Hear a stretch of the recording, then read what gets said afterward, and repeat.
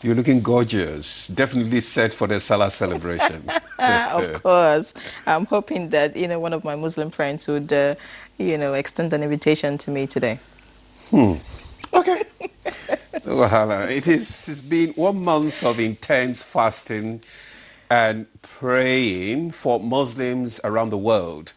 The exercise, which also featured giving out of alms known as zakat, culminated with the sighting of the new moon. Yes, the sighting of the new moon indicates the beginning of Eld-El-Fitr, officially signaling the beginning of the celebrations. But since the Islamic calendar is lunar, the exact date of Eid may vary from country to country, depending on the moon sighting.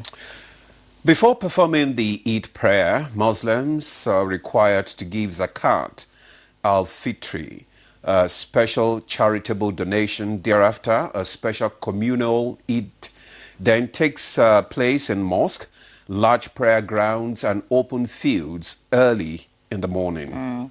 The prayer consists of 2 rakas or units of prayer with additional takbirs, which means saying Allahu Akbar after the prayer. Now, the Imam delivers a sermon reminding worshippers of gratitude, unity, and faith. And faith indeed. And in summary, Eid-el-Fitr is a celebration of gratitude, completion, and renewal. It marks the end of Ramadan, a month of fasting, prayer, and self-discipline, where Muslims express their thankfulness to Allah for granting them strength and spiritual purification. And during the celebration of Eid-el-Fitr, Muslims wear new clothes, enjoy special meals, and offer prayers, including the Salat al-Eid, to seek blessings for the coming year. So on Good Morning Nigeria today, we shall take a look at the 2025 Eid-el-Fitr, what the celebration also means to the Muslim. Welcome to the program. I am Ademola Adeoye. Compliment of the season. And I must add that you look dashing yourself. So just in case I don't get an invitation, I'm sure we could plan something. What do you think? Open check. All right. Me and Ray John, compliments of the season to Muslims across the country and beyond. Thanks for joining us. In our usual style, we'll take a look at the news papers, but that's after the news. Dennis Adenkuluye. Welcome back. It's Good Morning Nigeria, live on the network service of the NTA. And to begin our conversation this morning, which is on the 2025 Eid-el-Fitr, let's quickly see this background report put together by our correspondent, Tokwe Alabi. Eid-el-Fitr, or the Feast of the Breaking of Fast, is one of the most important Islamic holidays, a time for gratitude, generosity and togetherness as Muslims come together to celebrate their faith, share happiness and strengthen bonds with family and friends after successfully completing the Ramadan fast. Eid-el-Fitr lasts for 3 days, beginning on the first day of Shawwal upon the sighting of the moon. Unlike Ramadan, when fasting is obligatory, fasting on Eid is prohibited, emphasizing the importance of celebration and gratitude. The festival is filled with prayers, charity, feasting, and joyous gatherings. You have to show your gratitude to Allah who allow you to fast, because many have gone. But you, alhamdulillah, you have fasted, then you have to show your gratitude. So that is why that Salah day was earmarked for Muslims to come out and celebrate. A special communal prayer takes place in mosques, large prayer grounds or open fields early in the morning, consisting of 2 rakah or units of prayer with additional takbirs saying Allahu Akbar, with the Imam delivering a sermon or khutbah afterwards, reminding worshippers of gratitude, unity and faith. Ramadan has taught us that let us hit the ground and start running. You felt the hunger like any other person who is hungry will feel. You felt the thirst, but you had self-discipline and self-control. So that discipline should continue even after Ramadan. Assisting others in need should continue because we have been there. We felt what they felt. Eid isn't just about new clothes and good food. It's a day of immense spiritual blessings. However, Many people celebrate without realizing the hidden rewards Allah has placed in this special occasion. We should now start practicing what we have been taught during Ramadan. We should share. So whatever you have now, share it to your fellow women, particularly the women and the needies. The period of Eld-El-Fitr provides an opportunity for Muslims to reflect on their faith, strengthen their spiritual connection with Allah, and strive for a more righteous life. Thank you, Tokwe, for that background report. It's actually a season for sober reflection. Thank you. And now we have in our studios our guest to discuss on the 2025 Eid-el-Fitr celebration. We have in the studio Dr. Musa Olaofe, Chief Imam and Saruddin Society of Nigeria. Dr. Olaofe, you are welcome to Good Morning Nigeria. Thank you very much. Good morning. All right. Also joining us here is Ustaz Yahya Garba Al-Yolawi, is the Chief Imam, Area 10 Jumaat Mosque. Ustaz, you are welcome. Thank you. God bless you. And still with us here for the conversation is architect Abdullah Musa Pen Abdul, an Islamic cleric. Many thanks for joining us. Thank you. All right, and yes, we have a woman as one of our guests this morning, looking radiant, Dr. Rashida Sadiq, an educator and a life coach. Baraka da Salah to you. Thank you very much. Thanks for having me. Welcome.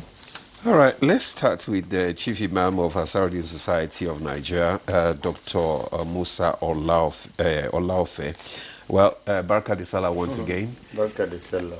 Okay, let's look at, the Ramadan has come, and but the lessons and the teachings still remains with us. So tell us, what is the spiritual significance of this season? How does it relate to the end of Ramadan? A'udhu billahi minash shaitanir rajim. Bismillahir rahmanir rahim. We started Ramadan very successfully, and it has come to an end. Could see that during the month of Ramadan, everybody behaved normally, and then we see that a lot of sober reflections in whatever we did during the month of Ramadan. So we can see that other things that follows, during the month of Ramadan, people observe their prayers regularly, they behaved normally, and then the love was sincerely extended to many others, including those who are not even Muslims, because that is the spiritual aspect of having a good fast during the month of Ramadan. And not only that, the Muslim Ummah all over the world will do the same thing at the right time and at the same time. We break our fast, we fast together at the same time, and then peaceful coexistence is part of what we are even discussing. Nigeria to be more stable in terms of all the good things Allah has endowed the entire nation with. So that is why, since Ramadan is over now, let's continue what we have been doing during the month of Ramadan in terms of good relations, and then even talking politely, even bringing good things to the country. And if you go back to the Holy Quran, what Allah says, Idu ila sabili rabbika bil hikmah wal mawhisat al hasana. Invite people to the fold of Islam with wisdom and good preaching. So even those who want to preach now, you should always encourage people to do the right thing instead of unnecessary criticism, things that can never bring any joy to us. We should run away from it, because what we need now, that even after Ramadan, the lesson we have learned, all those things we have done during the month of Ramadan, it makes you to look very new.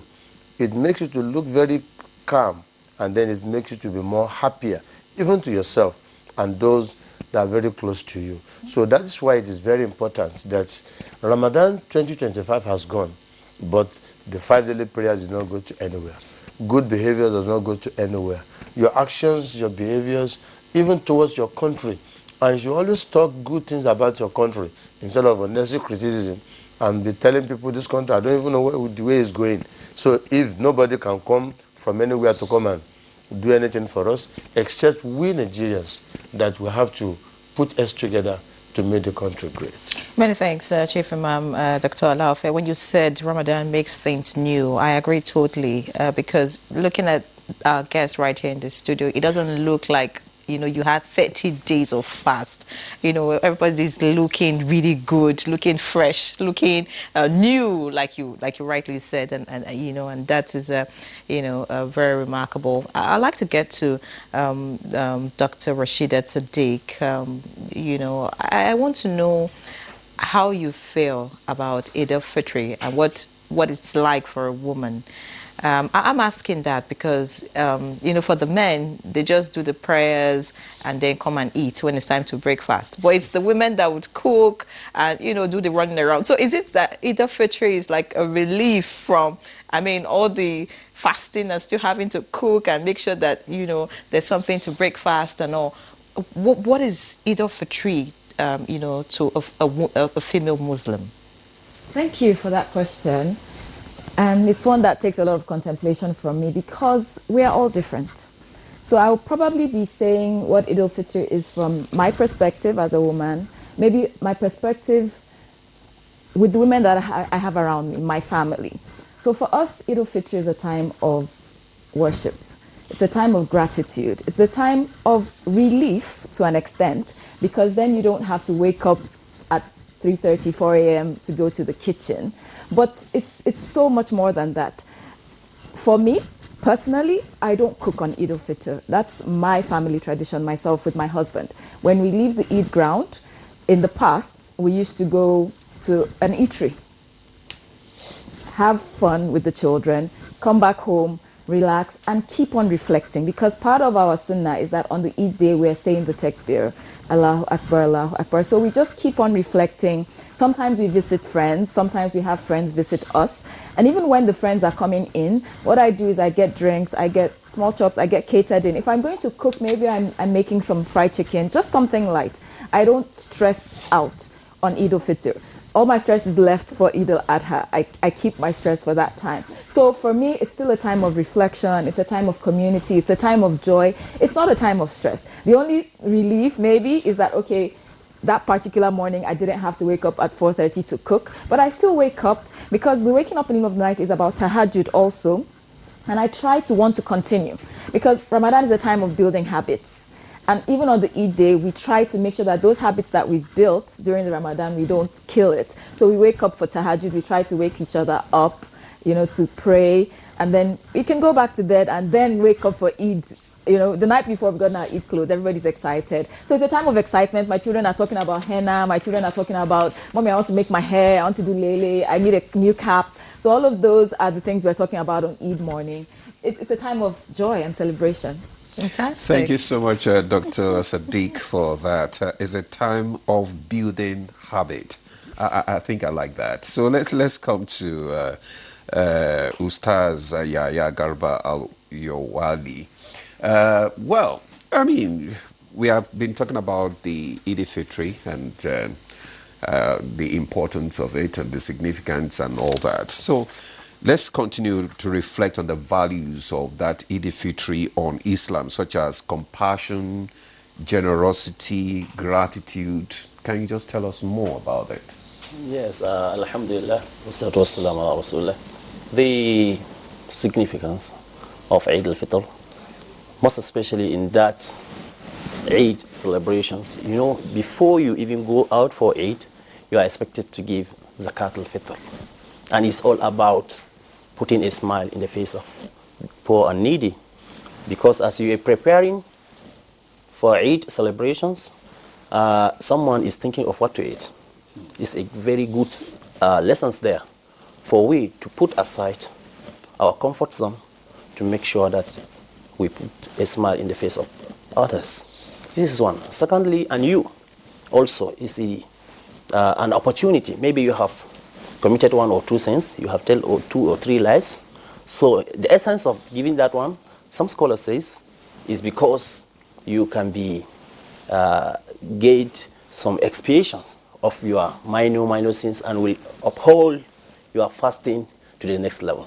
So what we are saying, the Another thing that one need to learn and to uphold is about organizing yourself. A very silent point there. You can see in Ramadan we have time for everything. You need to plan. Planning in your life is very key. Organizing your time, organizing your life is very key if we really want to develop and grow as individual as well as in the nation, as the nation. So we can see there is time for tafsir, there is time for tarawih, there is time for iftar, also time for sahur. Likewise, when you come, there is time for itikaf. So even the Eid also, and even the giving of that zakat al-fitr has time. If you do it after Eid, it is not accepted as zakat al-fitr. You are just giving any other sadaqah. But you need to give it out before going for Eid, or let's say a night. Is it possible not to have zakat al-fitr? I'm just thinking, if you don't perform that act, which is given to those in need, is there any consequence of that? You see, when they say something is encouraged, and they say you have fasted 29 or 30 days, and they say this thing can perfect your fasting, can you afford to miss it? So it is sunnah mu'akkada. But is it not possible not to have, to be able to give at all? Thank you. They say when you have a qut yawmun wa layla, when you have a 24 hours, or let's say 48 hours, this thing, what you can eat, you are entitled to give out. So when you don't have, then la yukallifullahu nafsan illa wus'aha. You don't need to stress yourself or to borrow or to steal to give out. But as long as you have what is surplus, you are expected to give. And some scholars, they narrow it down to yawmun wa layla. That is 24 hours and 1 day and 1 day hour. So that is the only thing. But some are in thinking that no, you need to have more than that. But that is the minimum of what you can give as a Muslim who want to give, and it is compulsory. He says, "Yajib ala kulli Muslim wa Muslima." It is compulsory as long as you can afford. Irrespective of age. Yes, even if it is newborn baby this morning, the moment the Eld-El-Fitr is taking place. So that is how it is. Okay, the parents will give on behalf. Yes, on behalf of all the family members. Still now under you. Fantastic. Many thanks. Architect Musa, I'd like to hear from you, what Eid means to you. Because, I'm saying this as a spiritual journey. It's personal to everyone. What the chief imam might have gotten from this year's Eid might be different from what he felt last year. And, same for you, differently. What was 2025 Ramadan like for you? And what's been the difference, really, looking at this Eld-El-Fitr, Ramadan, compared to previous years that you have, engaged in this practice? Well, Bismillah ar-Rahman ar-Rahim. The personal experiences, especially on a spiritual journey, sometimes are left to be personal because you don't want them to be tainted with the possibility of show-off or anything. But generally, the experience is that the more Allah gives us opportunity to live, the more we realize the importance of those opportunities so that we can now harness the opportunities and do the righteous deeds that we failed to do previously. So for this Ramadan, as it's expected of every Muslim, that during the month of Ramadan, you are expected to be in your best behavior, because it's just like one of the presenters said, it's a training session. Do you understand? You acquire certain habits that are meant to be with you throughout your existence. So for the experience to be worthwhile, you need to put in more effort, and to collaborate, what Imam said, is the organization, your ability to take mastery of the time that Allah subhanahu wa ta'ala has given to you. And then it reminds you generally of the purpose of existence. وَمَا خَلَقْتُ الْجِنَّ وَالْإِنسَ إِلَّا لِيَعْبُدُونَ. I have not created jinn and mankind except that they should worship me. And if we are meant to worship Allah, and then Ramadan gave us the opportunity to organize our lives in a spiritual form, in a way that at each time we're thinking of the next act of worship. Like she said, early in the morning you are already awake. That act of eating sahur is an act of ibadah.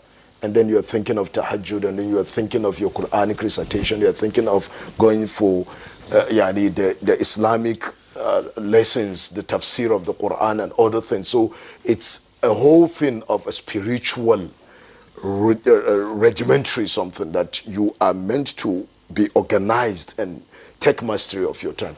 And then if that is it, I think the experience of this 2025 is worthwhile, but there is so much to improve on. Like when you have the likes of our pious predecessors completing the recitation of the Quran 30 times, like Imam al-Bukhari, completing the recitation of the Quran 30 times in the month of Ramadan. You have Imam Shafi'i completing it 60 times in the month of Ramadan. Then you reflect on how many times was I able to complete the recitation of the Quran, to reflect upon the lessons that are kept in the Quran.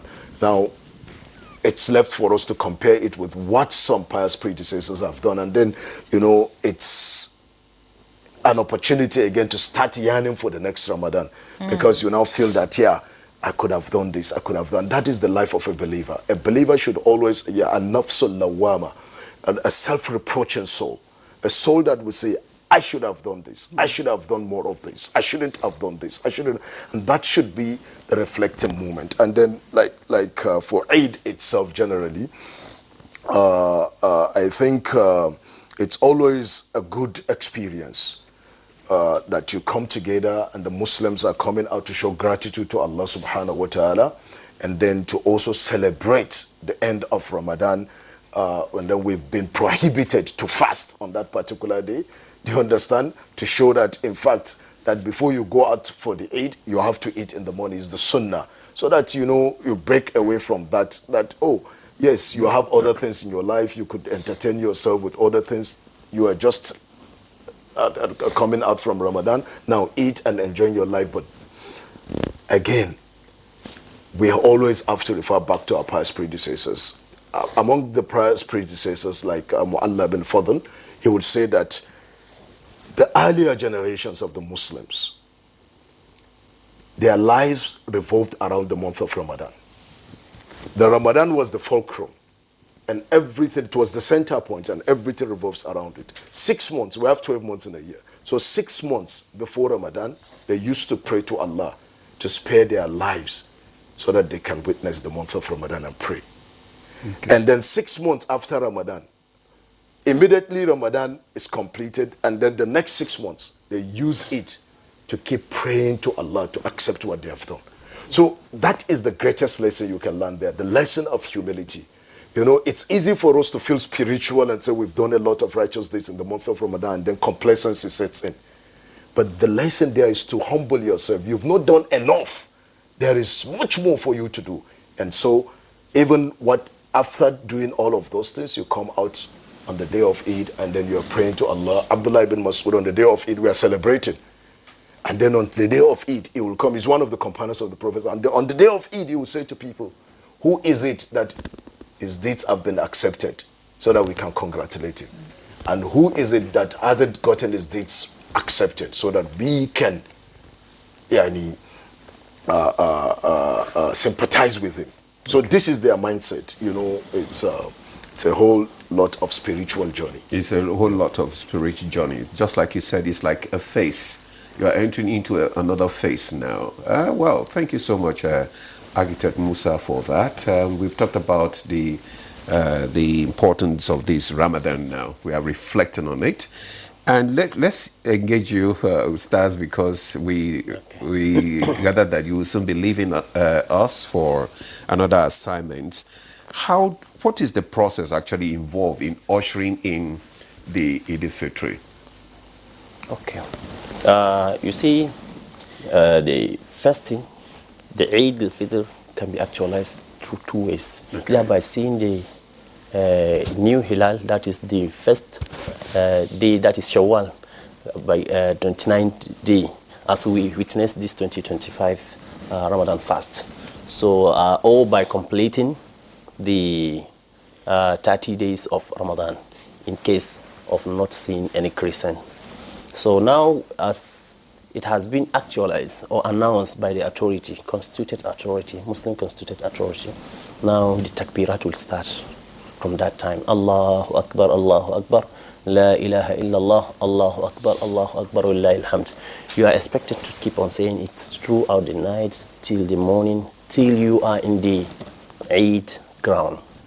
Yes, because وَلِتُكَبِّرُ اللَّهَ عَلَى مَا هَدَاكُمْ. So once the moon is sighted, you start. Yes, yes. You are encouraged, highly encouraged, because it's the moment of adhkar and reflection. So now everyone is already aware that tomorrow is Eid. So you are expected to start preparing your zakat al-fitr also till that time of going to Eid. You are expected to give it out. After that, you need to put on take a ritual bath. You can combine the two. Take the ritual bath and put on your best clothes. That's why people prepare the new one. You are expected to carry all your family members to show the strength of Muslim population in each city or town. And as you are going out, you are also to keep on chanting the takbirat. Allahu Akbar, Allahu Akbar, Allahu Akbar, Allahu Akbar, La ilaha illallah, Allahu Akbar, Wallahi alhamd. You are encouraged to change the road as you are going in the, let's say you want to perform in the Eid ground, follow the area 1 exit. When you are coming back, to come through the bigger exits, let's say you are in area 11. So you are expected to go there without disturbing anyone. There is no azan or ikama. You go peacefully. You are expected to carry all your family members, including the women that are not praying, they are in their menses. So when you carry them, they are not to pray, but they will witness and share the joy, love, and everything. You can see how people, you don't know anyone, but because you don't know people, this thing, but you come and stay. There is no difference between the rich or the poor. I can see yesterday I saw something very good. A minister sitting down with one who is worker in the mosque. I say, this one is Islam. So it shows equality. It shows humility. It's teaching somebody to feel that he's equal. Then immediately after the 2 rakat, you just turn to your left and say, Eidukum barak taqabbalallahu minna minkum, regardless of who is with your this thing. You are congratulating him, telling him that I wish you a blessed Eid celebrations. Taqabbalallahu minna minkum. May Allah accept it from you and from us. This is what you continue to say it and spread these congratulations messages. You can visit your friends, you can call, you can text message. All these are the things that are around or surrounding the Eid celebrations. The focal points there: love, happiness, sharing, equality, and above all, devotion to Allah subhanahu wa ta'ala. Fantastic. Many thanks, Ustaz. I'll stay with you, because you're leaving shortly. You talked about love, sharing. I mean, the lessons of Ramadan are numerous. I mean, if we can imbibe the lessons, the world will definitely be a better place. Unfortunately, once Ramadan is over, it looks like people go back to, just any kind of living. When architect Musa was speaking earlier, he talked about the fact that once it's Eid, you're prohibited from fasting, which signals, you should eat and enjoy your life. So I'm asking, when we talk about enjoying your life after Ramadan, technically, because, you do all the tenets, the rules, and everything you need to observe in Ramadan. You're free to relax and do some things outside Ramadan. That enjoyment, right? Does it mean that you should I'm trying to look for the perfect words. Yes, the perfect word, and then just hope that the next Ramadan, of course, you can go back to being as righteous as you were in the previous Ramadan. Is that what it should really be? The fact that you're no longer fasting? No, it's not like that. In fact, it's a misconception and misunderstanding of the whole fasting. It's all what is about by some of our people. The wisdom behind Ramadan fast is to increase in spiritual well-being, لَعَلَّكُمْ تَتَّقُونَ, to increase in piety, God consciousness. It's not telling you that after Ramadan you should go back. This is what we have been preaching and battling. Every cleric, every imam, every scholar is talking about keeping the lessons. Keep the lessons learned. Devotion, praying, recitation, good behavior, sharing, everything. So when you see or somebody perceive that after Ramadan we will go back to normal, do you know what that is? It's an indication that his good deeds are rejected and not accepted the way it's supposed to be. One of the symptoms, one of the indication that you have been accepted and your actions has been welcomed by Allah subhanahu wa ta'ala, by the side of Allah, you are expected to continue with your righteous deeds. But squandering all what you have gathered in one day after Eid, through all these 29 days, you have uplifted your spirit, or let's say your religion. Now you are thinking that, okay, Ramadan has gone with his handcuff, with his this thing. So now I'm relieved now. It's very wrong. So you're going back to your former life. Yes, it's very wrong. In fact, we are expecting to see more, because it's just like a training ground. It's where you can charge and recharge your iman's battery to energize your iman. Okay, Ustaz, sorry, I need to just cut you here because I need to remind you your assignment for 8 o'clock. It's already 8 o'clock, so we need to let you go. Thank you so much. Yeah, just like you said, it's a habit, just like you said, and also a pattern. Begin to live a life. You know, those are some of the reflections of Ramadan. Thank you so much for coming on Good Morning Nigeria, Ustaz Yahya Garba Al-Yowalawi. Sorry. Chief Imam Area 10 Jumat Mosque. Thank you for coming on Good Morning Nigeria. Thank you. So highly appreciate it. Okay, thank you. Thank you. I'll let you go now. So let's come back to Dr. Eld-El-Fitr. Now, we've been talking about, the lessons, the Ramadan, and the need to reflect on it. So the end of Ramadan ushers in Eld-El-Fitr. What key things should a Muslim pick? Actually, what is the thing that you would advise that a Muslim should hold on to after the Ramadan? Well, as usual, because whatever you do is being recorded by Almighty Allah. You should know that people watch any step you are taking. If you are good, you are good. If you are not good, there is no other name to it, except you change for better. Now, if they have known you, that you are so consistent in good behavior, then you have to continue with it. You give during the month of Ramadan to the needy. You do a lot of things during the month of Ramadan. You greet people, you associate yourself with people. Then why are you doing it alone only during the month of Ramadan? It has to be extended. Let people see it in you. Religiously at times, it makes people to look as if they must be so restricted. A lot of things you need to do, that you just need to use your wisdom in doing it. Not even going to the book at times. By seeing you as a Christian, do I need to run away for you? I don't need. Let's talk together. Even part of the development, how do we make Nigeria great? It's part of what you be thinking even after Ramadan. Because if Nigeria is okay, you are okay. If Nigeria is good, you are good. So it's part of the lessons that we have learned during the month of Ramadan, that we should extend what we call understanding within ourselves.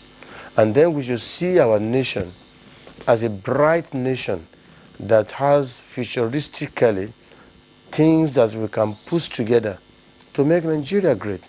And then we should not forget to read about the past leaders, how they have come together to unite this country, how they have come together to do things together. Remember in 1960, who are those people that brought independence for Nigeria? They are not only Muslims. Both Muslims and the Christians, they brought independence for Nigeria. And they are working together as a nation. So don't be too religiously, whereby there are some things you need to, go into, then you say it doesn't concern you. So it concerns you because politically, it's part of Islam. Economically, Islam discusses about it. Every aspect of life. That's why Allah says in the Quran, "Ma farratna fil kitabi min shay'in." There is nothing left untouched in the Holy Quran. So that is why after Ramadan, we should try and see that what you have been doing is not giving out rice or biscuit or whatever and stop there. You need to empower a lot of people. People are becoming beggar. Even executive beggar. People you think that they think that they don't have anything. For example, somebody go to the mosque, then after the prayer, they approach you that, please, I don't know that I don't have enough fuel in my car. So please, can you assist? Another person will come again. But if you empower them, they are very consistent in what they are doing, and they are very hardworking in what they are doing. It will be very difficult for anybody to beg, because they are ready to stand on their own. But if you allow them, if you give during the month of Ramadan and then you stop there, then the same problem will still come back to you. Like Zakat Eld-El-Fitr is quite different from Zakat. Zakat is whereby you give out money to empower people. Zakat Eld-El-Fitr is, the end of Ramadan, give out maize, give out this, and then let them go and eat. It's not only food, it's not only eating that can solve problems. There are a lot of things. You can call a friend, come, what are you doing for a living? I've been seeing you for the past 3 years. I don't see any changes in you. Do you think your business is moving? In which area can I come in so that we can be able to work together? Because I'm glad that you have said this, but looking at leadership in this country and in relation with the lessons of Ramadan and what Eld-El-Fitr brings, would you say that there's a deliberate effort, by leaders, irrespective of, whether federal, whether the subnationals, there's a deliberate effort, to imbibe these teachings of Islam in the way we're being led in the country?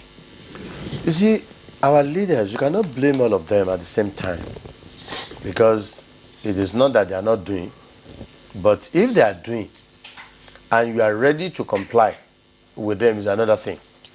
They give out money, they empower people, and those that they empowered, are they ready to, that continuity matters in whatever they do. Leaders, they are there to lead you. For example, now we have President Ahmed Bola Tinubu, who is our leader, our president of Nigeria. There are a lot of programs where we are seeing that empowerment, let us do this student loan, board, this and that. How do we, removing of subsidy, take money back to the states, governors, so that they can be able to carry out a lot of things in their different states. It's now left to the leaders of those states to make sure that things are moving on fine. If things are not moving on fine, they would take them responsible. So because the leaders in the top, they have done their best. It's not left for them to think that others who are suffering, how do we remove this poverty? How do you cannot eradicate poverty. You can only alleviate it, because poverty stands on its own if you are ready to remain in poverty. So, but if our leaders can be so consistent and they are ready to work the way Mr. President is working, there is not stingy. He wants everybody to make it. He always says something. When you are there, let others enjoy you. Not only you and your family. I can remember that statement in one program we made with Mr. President. That if you are making it, then don't think of only your family. Others, let them benefit from you. Because with that one, you see that sense of being a good leader is already exhibited by Mr. President. So our leaders need to do a lot in such a way that the masses are suffering, we agree. But do we reach out to them and find out what are they really doing for their living? So entrepreneurship is very important. Those who are in the university, you can graduate now and say that you want to start working under government. How much are they giving you? But if you plan very well, that, okay, let me be working with them and then stand on my own and be doing another thing entirely when I don't go to work, then you see that the spirit, the spirit of the Ramadan will come in immediately. That our Malams told us that we should be very hardworking, we should do this and that. Then with this one now, you have made a lot of impact to remove a lot of poverty from people, instead of leaving them just like that. Giving somebody one mudu, giving somebody a bag of rice, giving somebody this thing cannot solve any problem until you have time to sit down with them and listen to how they can find a lasting solution to the problems already on ground. Thank you very much, Dr. Eld-El-Fitr. There is need for maybe empowerment, just like you said, which is very, very important. All right, let's bring in Dr. Sadiq to this, again, to conversation. We are looking at the roles of the Eld-El-Fitr right now, probably in promoting, unity and solidarity, amongst not only the Muslims, but amongst other people. Okay, so Eld-El-Fitr is, I think, a very good example of how we can have unity. At the Eid prayer, we go to, ideally, the outskirts of the town, village or city to meet with every member of the community. And one of the earlier speakers did talk about the fact that there's no difference between a rich or poor. I don't ask if the person sitting next to me is Yoruba or Gbagi or Hausa. There's that unity. And we are happy together. You see that shared joy. And the wonderful thing about celebrations is that everybody wants to be happy. So there's that opportunity to share that sense of community outside of just the Muslim Ummah, even to the neighbors that may be non-Muslims. And it happens a lot. It might be a joke that your neighbor says, Hajia, I'm coming for Salah. But the neighbor may not be so comfortable to come on his or her own. But because they've given you that outreach, what does it take for you to send something to that neighbor? I'm celebrating, I'd like you to share my joy with me. And it doesn't have to be much. Personally, I don't cook, but it can, like some drinks, snacks. And if you do have food, excellent, rice, whatever you have, the person is going to be very happy with you. It's going to build community. The person is going to return your cooler. The person is going to say thank you. They may even put something back when they're coming. And you build a relationship, a neighbor that you may never have seen, especially the way our Abuja community is now. You may never have seen your neighbor for the entire year. But if you send something to that neighbor, this neighbor is going to feel a sense of camaraderie. There's going to be a relationship, a rapport that is built. You may never be tight friends, but they know that you don't mean them any harm. So we start to form community in that way. You can, take things, you can go with your friends to visit. Your neighbors can come to visit you. It's really a very good opportunity to build community, to build unity, to show that we are one. And I think it's a good time to encourage ourselves as a nation. And I'm happy I get a lot of my non-Muslim friends celebrating with me or sending me good wishes. We can reciprocate. We don't have to believe exactly in the same thing before we can share the joy that somebody else is sharing. And I think that's one beautiful part of Nigeria that I think we need to keep on. There is that within the beauty of the Eid, and we as Muslims can spread it further. We can extend it, and it's not too late. We can share the love today. If we were not able to share the love yesterday, we can still share it tomorrow. It's a public holiday, so we can send to our non-Muslim friends. We can invite them over to our places. And I'm on that to list, by the way. Please, you're welcome. You can we see can I'm even dressed go for together. You're dressed for it. You're dressed for it. So I'm dressed for the treat already. already. We can go to my house together, and today I can cook. Because, sometimes that Eid day, I don't want to stress myself. But the second day of Eid, yes, I can cook. So you can come and you'll enjoy my cooking. Thank you so much. So yes. You are settled. Yes, I'm very settled. No, yes. I did hear you were planning to organize something. We can go to yours first, and then we'll come to my house. Dr. Sadiq, that's political.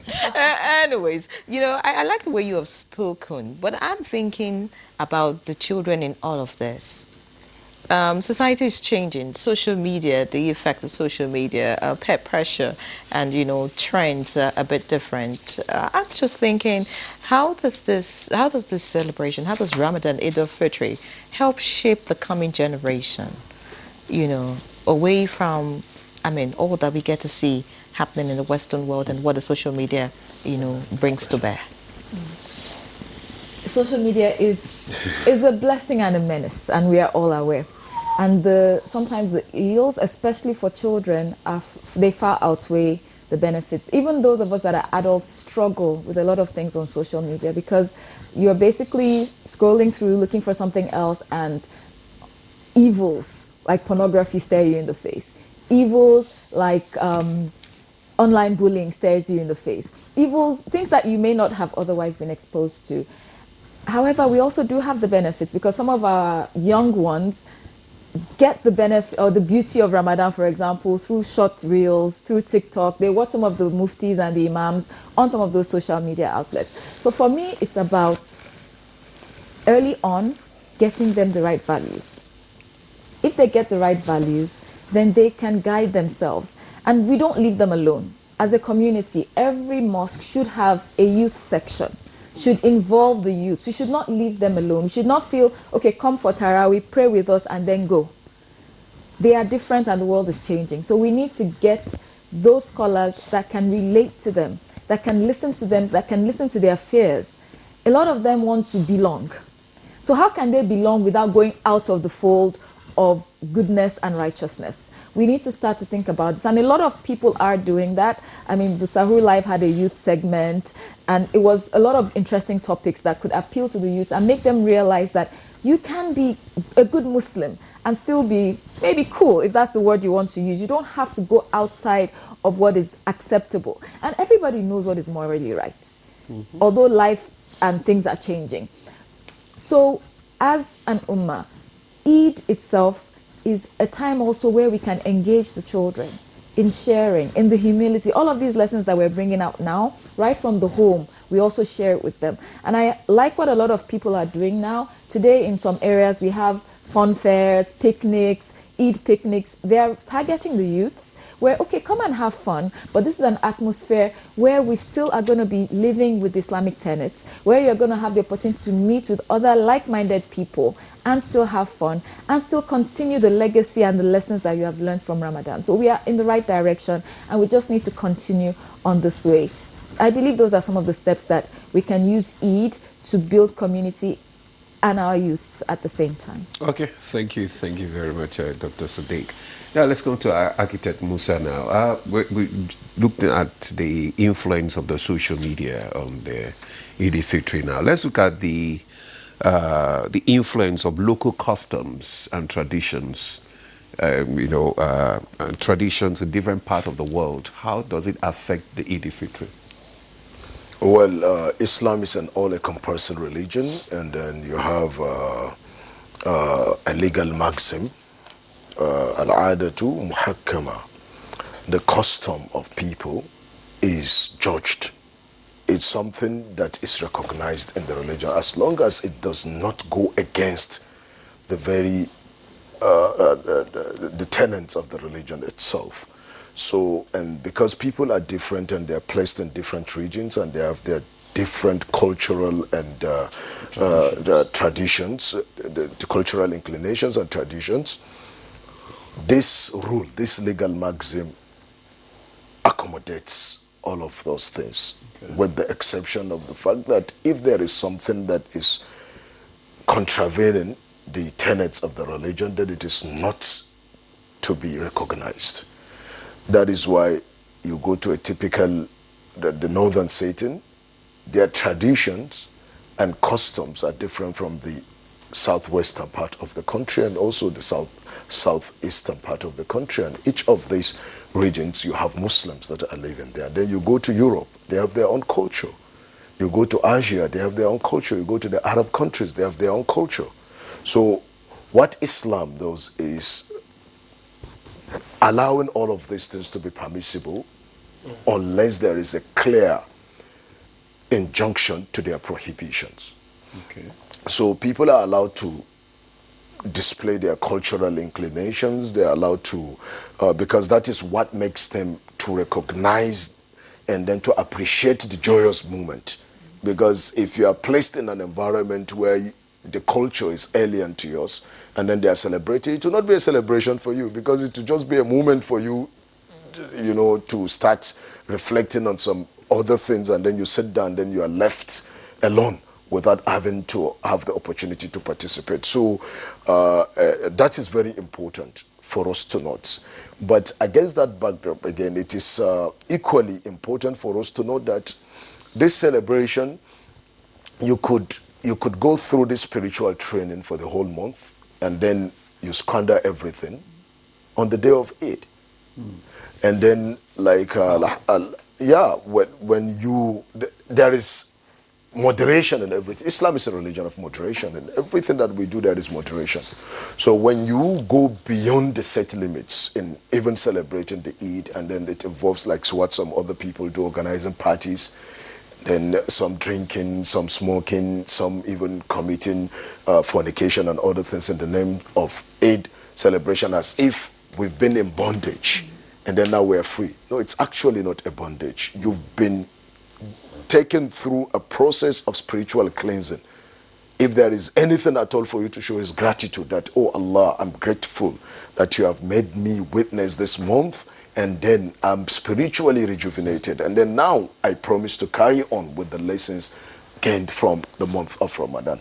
So different cultures, so you have to understand the things in your culture and customs that are against the teachings of Islam, lest you allow them to creep in while you are celebrating your Eid, and then the gains of Ramadan are lost within the twinkle of an eye.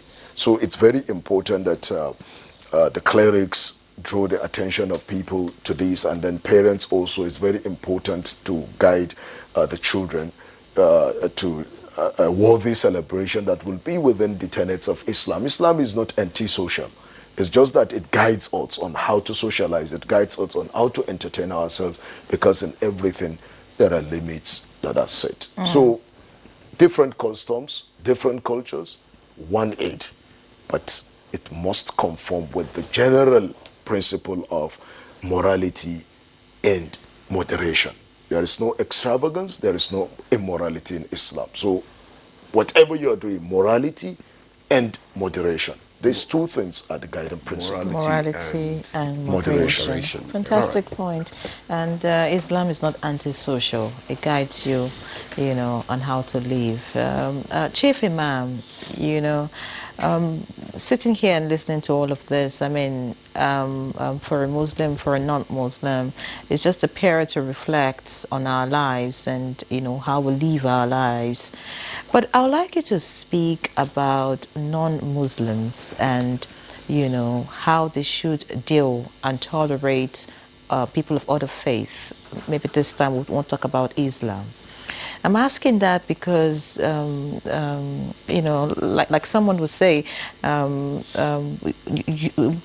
of us never really chose our religion. It's just an issue of birthplace, and you don't get to choose your birthplace. So you were born to a particular mother, and maybe you were born somewhere in the south. I mean, you automatically, you know, whatever it is that family does and all of that. But we need to live together. We need each other, all right? So what would be the teaching?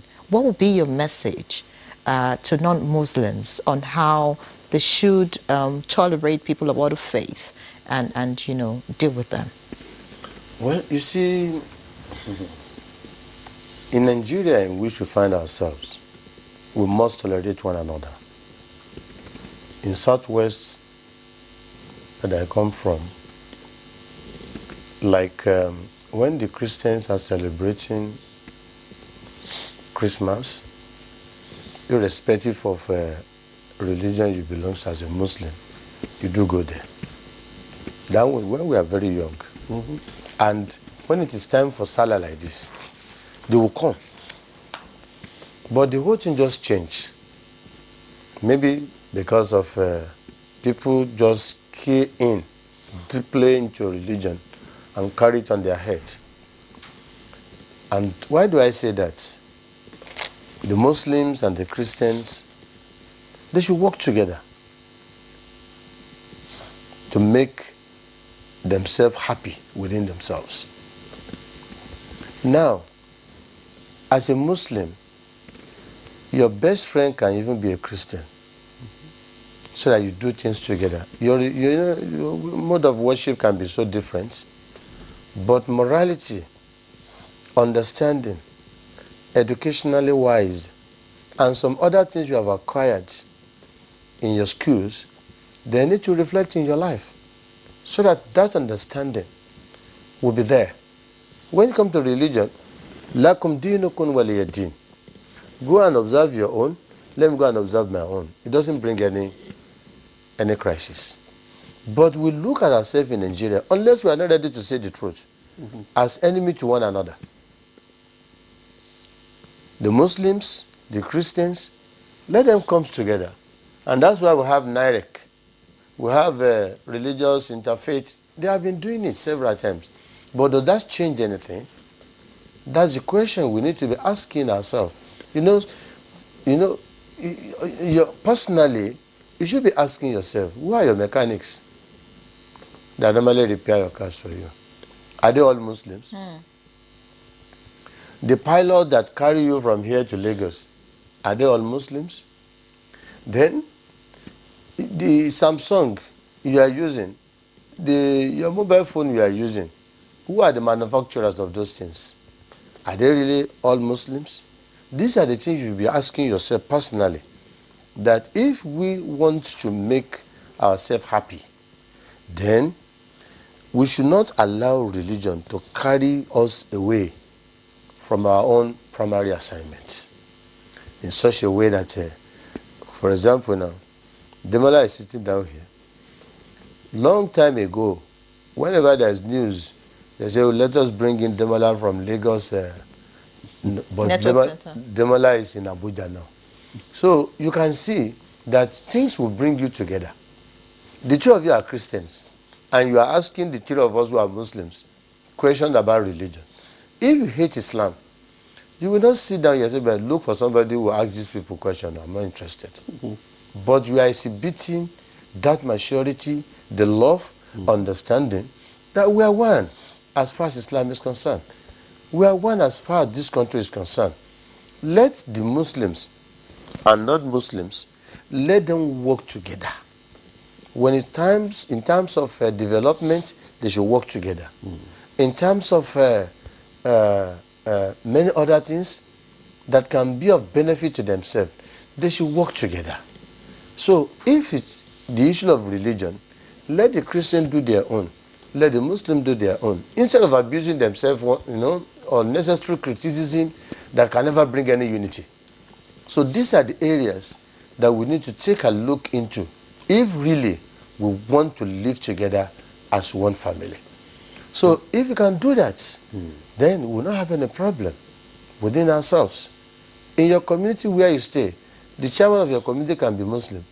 He can be Christian. For example now, during this, there are a lot of questions that normally come on board, which I don't even really like to key into it. Can the Muslims, when they cook Eld-El-Fitr now, can the Christian collect fruit from them? And when it is Christmas, can the Muslim eat with the Christian? What type of question is this? Even the Yakoyo you go to and eat, do you know the people that... Doctor, how do you know? Do you know You're a prophet. Do you know the people that cook your food? And then you just give me food, and then you eat. Okay. So these are the areas that we just need to take a look into. And some Christians will say, no, don't collect ram from them. It's this Sacrifice. Thing, it's a sacrifice. So no, don't do it. Then all these things, the younger ones, the younger generation who are talented with a lot of a brave and brain, they'll just be looking at it. Are they all together? These are the primitive ideas and behaviors and actions that we just allow it to go like that. Let's come together as one family. If you cook, the only thing the Muslims are saying is that anyone you are cooking, just say that if you are giving me ram now, let them be Bismillahir Rahmanir Rahim. Let them mention the name of Allah in it.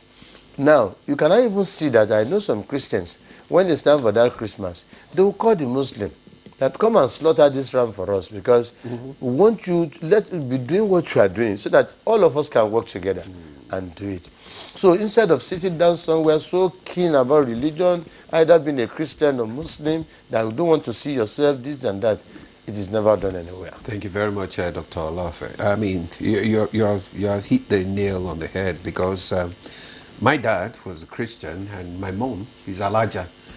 So there is a lot of tolerance down south. And I think people have actually hammered on the fact that it's not about religion or about ethnicity, but it's about character, human character. That should be the judge. All right, so let's come to Dr. Sadiq. But I don't know. Anyway, we still have more time so that we can talk about the significance of this Eld-El-Fitr. We're looking at the impact of this increasing secularization and globalization, the effect of Eld-El-Fitr. What is your take on it? Globalization and secularization, I'm not sure, in my perspective, has too much effect on the way we celebrate Eid integrally, because we still go for our Eid prayer, we still give our Zakat al-Fitr, we still do our Sadaqah, our Takbir. You can do that via Zoom? These are things that are personal. But I like the fact that you mentioned Zoom. Many of us have family members that are strewn across the world. And so sometimes we do have Zoom ceremonies, for example. So at the end of the day on Eld-El-Fitr, we all link up on a Zoom call with family members all over the world just to wish ourselves well as part of the Eid celebration. So that is like a bonus. Sometimes you don't have to go all the way to Zoom. But you can skip the Eid ground and decide to just maybe stream and do it. You cannot do that if you have access to go to the Eid ground. What if you don't have access? So if you don't have access, Eid prayer itself is what we call a supererogatory prayer. It's the sunnah, although it's an emphasized sunnah. So if you can, it is almost compulsory. One of the ustazis mentioned that even the women that are not going to pray are expected to be there because we want to be together at that point. But we do have some Muslims that are up in space, that are on ships, that are sailing in ships, or at the time of Eid, they are on duty in the hospital, whatever it may be, that may not make it possible for them to go to the Eid ground. But they're still having that sense of worship. They will be doing the takbirs, the Allahu Akbar, the Allahu Akbar, even if they cannot be at the Eid ground. Some people stream Saudi Eid prayer just to have that sense of Eid, but they are not expected to pray behind the Saudi Imam or to pray. Like, you can do your nawafil, but it's not an Eid prayer because you are not with the rest of the community. What happened during COVID-19, actually? COVID was interesting for a lot of people. In my house, we prayed as a family. Okay. So my husband, my children, and myself, we prayed outside our house. In some communities, the estates were able to still get 3-4, like if you're living in a compound, maybe 3-4 families together. So maybe the other ustazis will have different experiences of how they prayed the Eid during COVID. So, but those are exceptions that are acceptable. Allah is very merciful to us, and Islam is a religion that encompasses everything. There's a ruling for everything. There's a ruling for exceptions. There's a ruling. Alhamdulillah, Allahu Akbar. Islam is a complete religion. Everything has been taken care of, even if not specifically stated. Things like Google. If you look deep into Islam, you will find something, a ruling that you can link to how do we use social media. That's the beauty of Islam. And then we have our scholars that keep on researching and finding things that are, you can use as analogies to what is happening in the modern world, even though it was not there at that time. So not to the Eid itself, not too much has changed or can change because of globalization. We can share. So like I said, we watch them in Saudi and like, wow, Allahu Akbar, they're performing their Eid. Oh Allah, make it possible for me to go there for Umrah next year. Those are some of the feelings and the vibes we get from that. As per secularization, the issue may be the celebrations that some people do after the Eid. And I think a number of the brothers here have spoken about that. We cannot go to a nightclub because you are celebrating Eid and then you are doing all sorts of evil acts. We don't want that free intermingling between the sexes. That is not part of it. Nothing says I can't sit and talk to my brother. We just hold you there because the director is calling that we should go on break. No when we problem. come back, you will just complete your thought. Thank you. So we take a break now. The conversation continues. Stay with us. Thanks for staying with us. You are still on to Good Morning Nigeria on the network service of the NTA, and we are still discussing the 2025 Eid-el-Fitr celebration.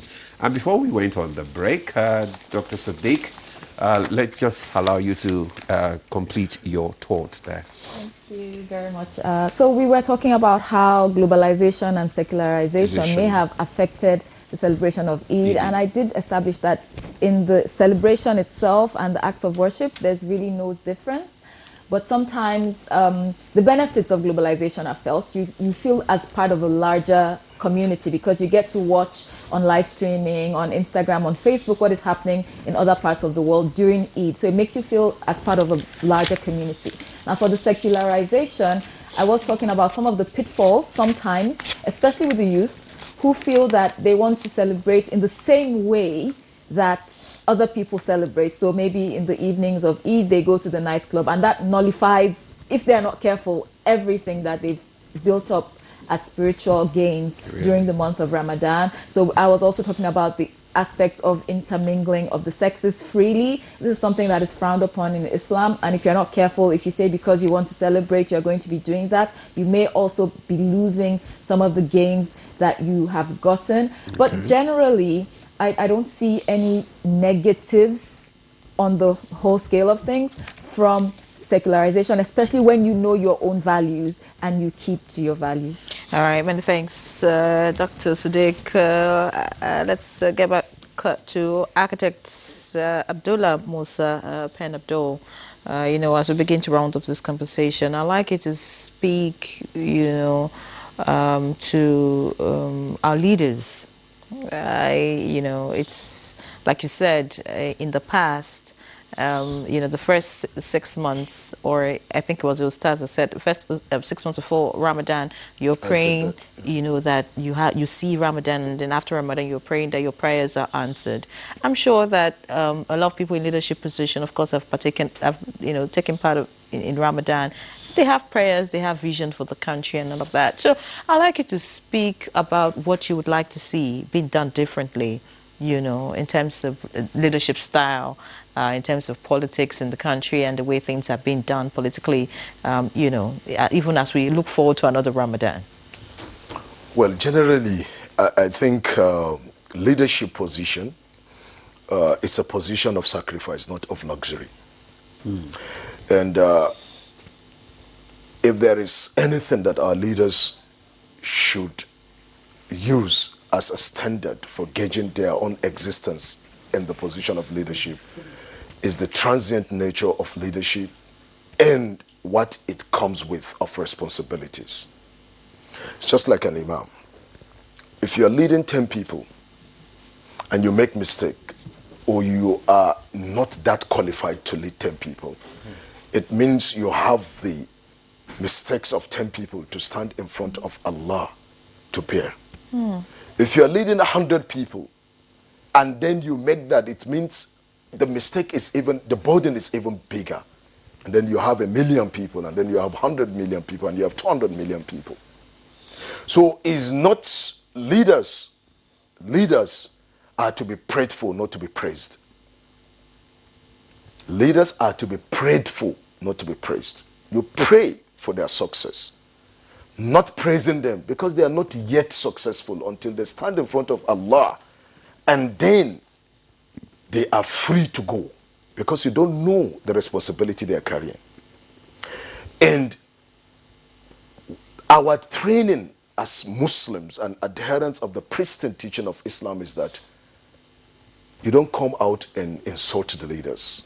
You pray for the leaders. And one of the pious predecessors, he said, if there was an assurance for me that one of my prayers will be accepted, that I have only one prayer that God will accept, he said, I will use that opportunity to pray for the reformation of the leaders. That's how they think. That's how leadership is. So I want to assume that our leaders that went through the Ramadan period with us would have used the opportunity that Allah subhanahu wa ta'ala has given to all of us to pray that Allah should guide them in leading and to make things easy for them. You cannot be too intelligent to lead without the assistance of Allah.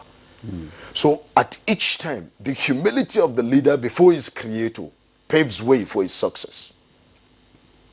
Each time a leader is humble and prays to Allah to guide him in that leadership, then he becomes successful. And then don't look at it from the position of I'm gaining or from the position of I'm leading. I was watching a professor yesterday, an American professor, and was taking the students through the history of the second Caliph, the second leader of Islam after the death of the Prophet ﷺ, when he conquered Jerusalem, when he conquered Palestine and then went to Jerusalem. The representative of the Pope then that was there, he came out with his regalia, gold chains and other things, and he saw the leader of the Muslims holding the reins of the camel that his servant was on because they were taking turns. And then he was wearing clothes that were patched clothes. And then he felt so embarrassed that you are the leader of this army that conquered this region, and then this is how you dress. They understood leadership to be a burden. It's not something of luxury, honestly speaking, if I were to speak the honest truth. So when leaders start looking at it from that perspective, that it's not about personal gains. It's not about building my people. Everyone is your person. Everyone under your leadership is your person. And as long as that person has problem, you have problem as a leader. But if you make effort, Allah subhanahu wa ta'ala says, وَكَانَ سَعْيُكُمْ مَشْكُورًا.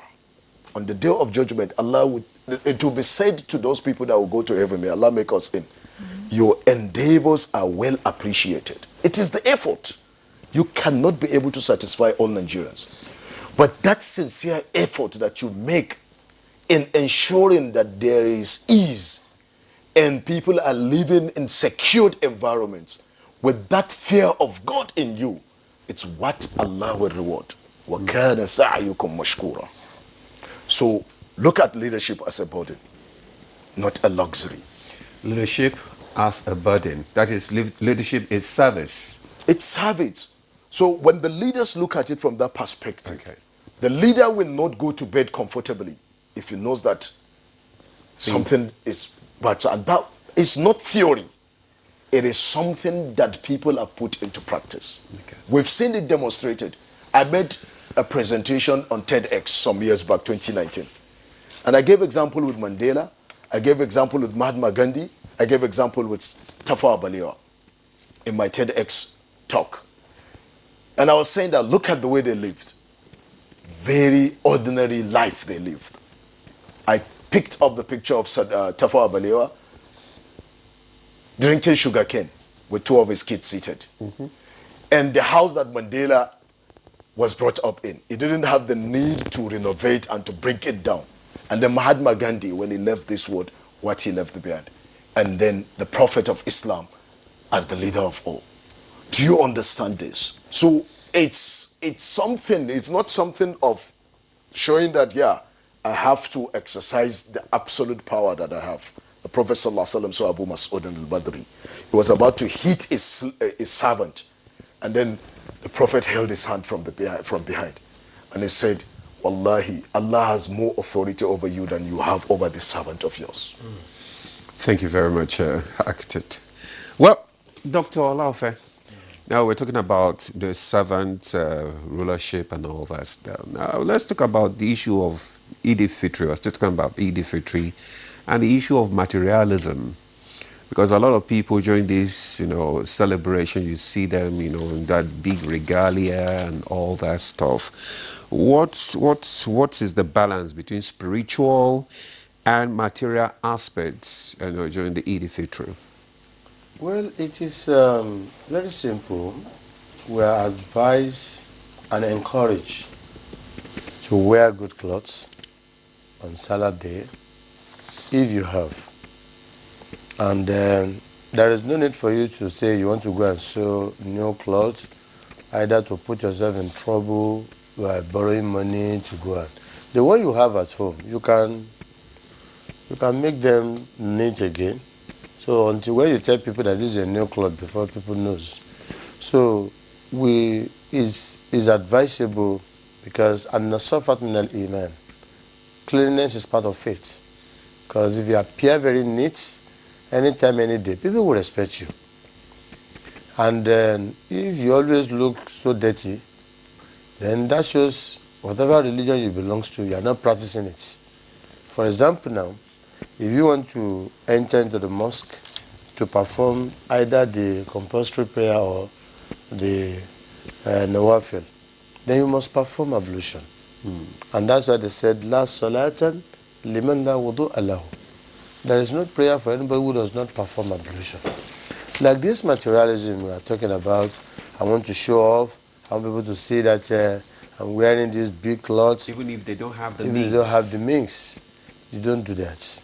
لا يكلف الله نفسا إلا وسعها لها. Allah does not put a burden on anybody. So if whatever you have and you maintain it very well, it's just like having a car. The United States, because Eld-El-Kabir or Eld-El-Fitr, you have to change your car to buy another one. You are taking it to Eid Grand. How many people know that you have a good new car to the Eid Grand?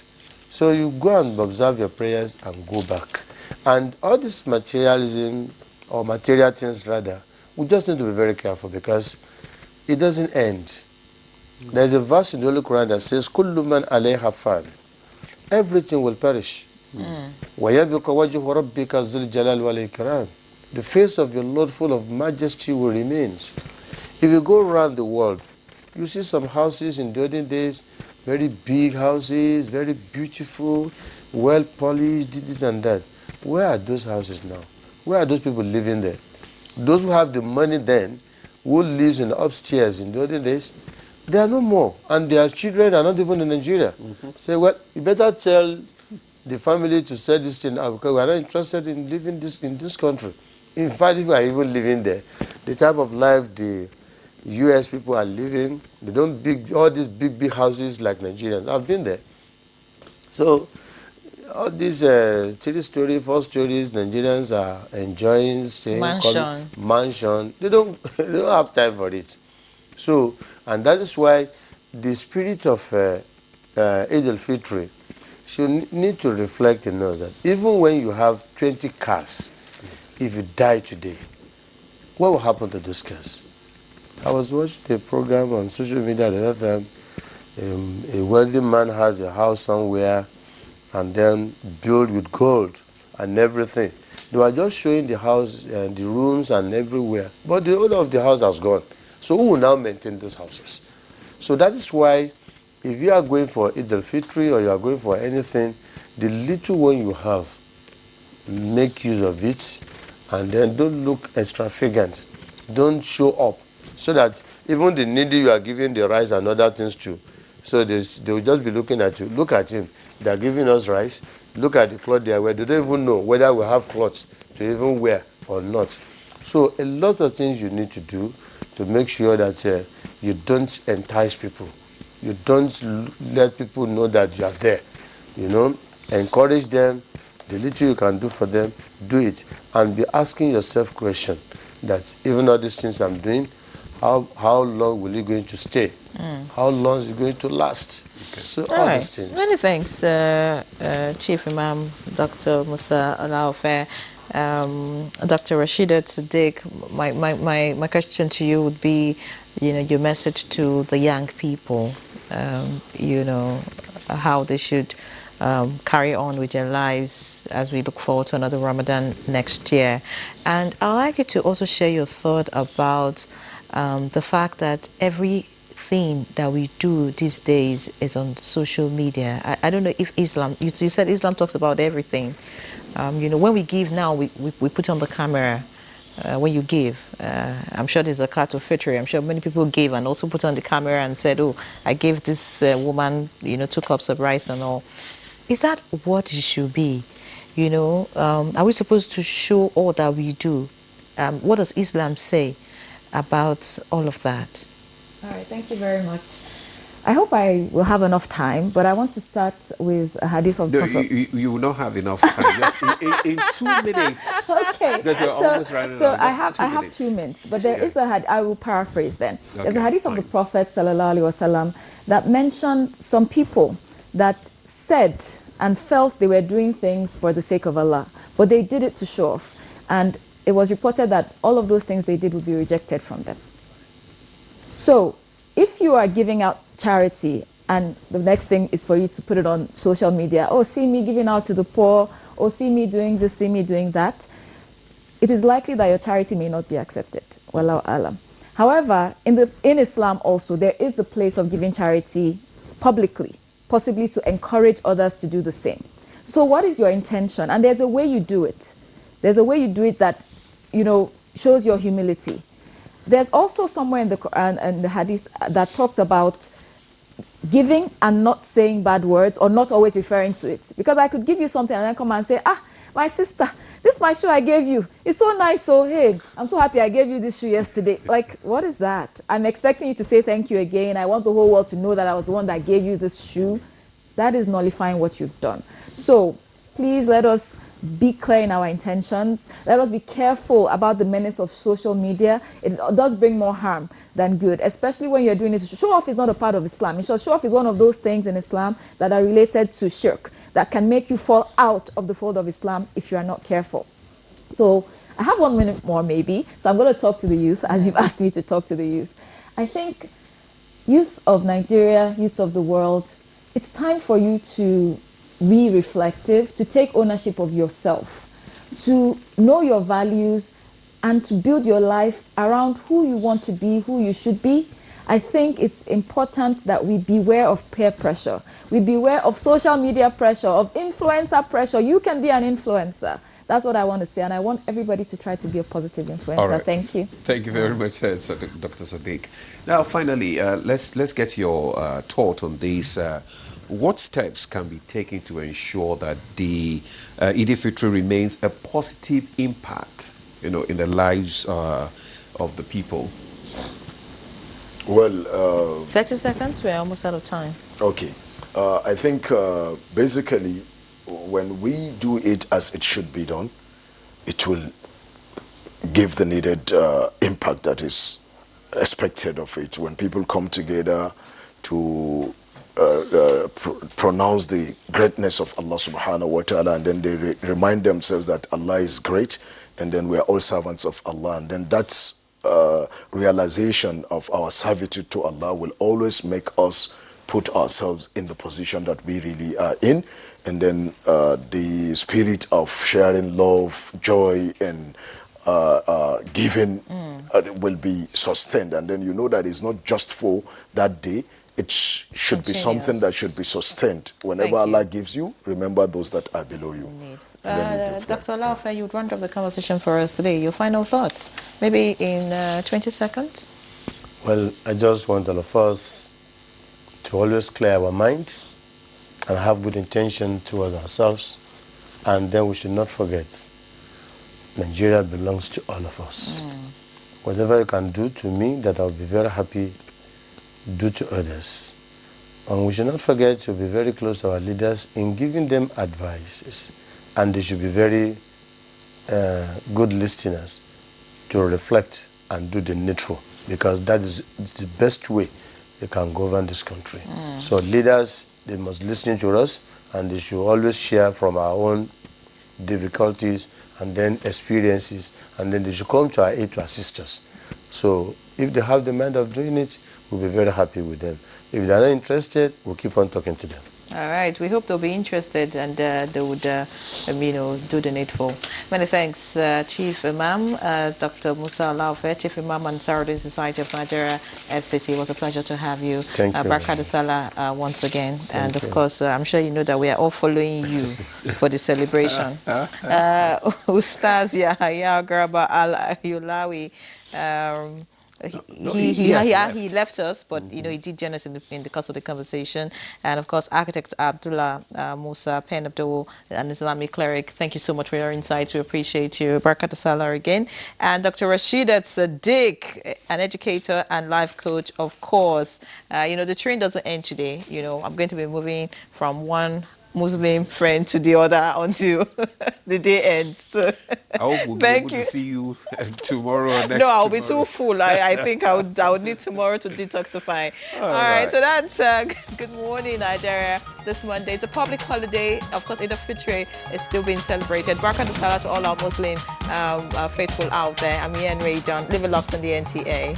And I'm Ademola Adeoye. Do have a wonderful Salah celebration.